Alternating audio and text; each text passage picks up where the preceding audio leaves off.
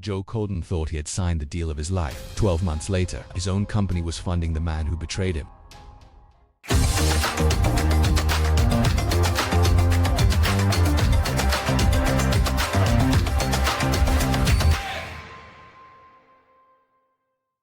Joe Coldon was not a dreamer, he was a builder, 48 years old, owner of one of the fastest growing wood manufacturing companies in the Midwest. Custom timber, high-end contracts, government projects.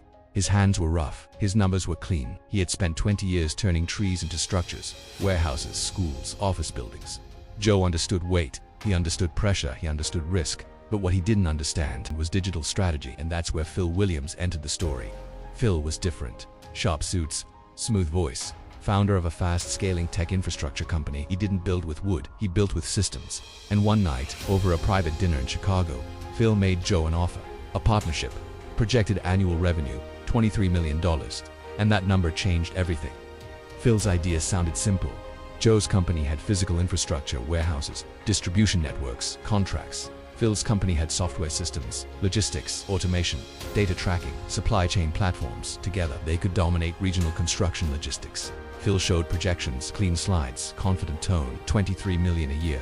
Conservative estimate. Joe hesitated. He had never chased scale. Scale had chased him. But this was different. This wasn't expansion. This was acceleration. And acceleration blinds you. Joe signed. It was the first moment he lost control. But he didn't know it yet. Joe read the contract, but he read it like a builder. He looked at the big beams, revenue split, responsibilities, brand visibilities, 50-50 partnership. It looked fair. What he didn't examine were the smaller lines, definitions, revenue channels, control of client billing. Phil insisted on handling digital optimization and revenue processing. It sounded technical, harmless. Joe didn't slow down because opportunity was knocking loudly and speed feels like progress. But speed hides traps. The announcement went public. Industry blogs picked it up, photos, interviews, headline numbers. Joe was suddenly the traditional CEO who embraced innovation. He liked that. Investors started calling. Suppliers offered better terms. Phil praised him publicly. Joe is a visionary. It felt good. Too good, because once your ego enters a deal, your skepticism leaves. And Joe stopped asking uncomfortable questions. The first quarter looked promising. New contracts flooded in. Large construction firms signed integrated logistics agreements. But something was strange. Revenue reports came from Phil's system, not Joe's. Phil explained it smoothly. We centralized processing for efficiency. Joe accepted it. Money was moving. Projects were active. Everyone looked busy. But Joe never saw the raw payments. He saw summaries. And summaries can lie without technically lying. That was mistake number 3. 6 months in, Joe's accountant raised a concern. Why are partnership revenues categorized as technology service income? Joe frowned. That didn't make sense. The projects were physical, wood, transportation, storage, but buried inside the contract was a clause. All digital optimized contracts were legally processed under Phil's entity. Joe's company was listed as infrastructure provider, not co-owner of revenue provider, which meant Phil's company received 100% of client payments, then redistributed operational shares, not profit shares. Joe had signed it, in plain English, but disguised in structure. Joe confronted Phil calmly. Phil smiled. You're being paid.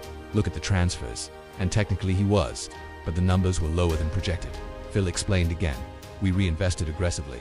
Growth phase, expansion costs, system upgrades, acquisitions, all approved under a clause allowing Phil's company to deduct strategic expenses before distribution. Joe's profits were shrinking while revenue headlines were rising, $23 million in projected annual revenue. But Joe's actual net gain, almost nothing, and worse. His warehouses were overloaded, his teams exhausted. He was scaling workload without scaling ownership. Then came the audit.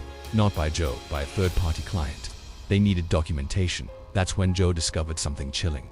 The largest contracts were legally bound exclusively to Phil's company. Joe's brand was featured, his facilities used, his teams operating, but legally he was a subcontractor in his own partnership. If the deal ended, Phil kept the clients, Joe kept the expenses. And the termination clause, severe penalties for breach. Phil had designed the entire structure so that every revenue stream flowed through his entity first. Control the flow, control the outcome.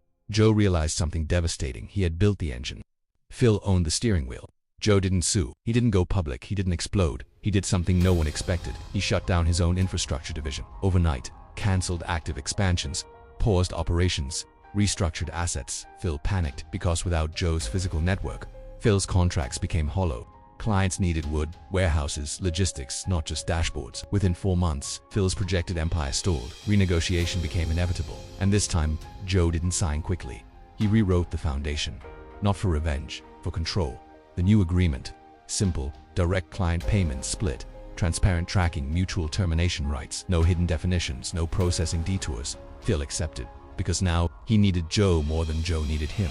Joe didn't lose his company, but he almost lost something worse. Ownership. Here's the truth. Partnerships don't fail because of ambition. They fail because of structure, control, the flow, or someone else will. Joe thought he was signing growth. He was signing dependency. And dependency hides behind opportunity. So here's my question. At what exact moment did Joe lose leverage? When he rushed the contract? When he let ego grow? When he ignored the revenue flow? Tell me in the comments. Every week I decode a new story. Subscribe so you don't miss the next collapse or the next recovery. Because sometimes the biggest risk isn't losing money, it's losing control.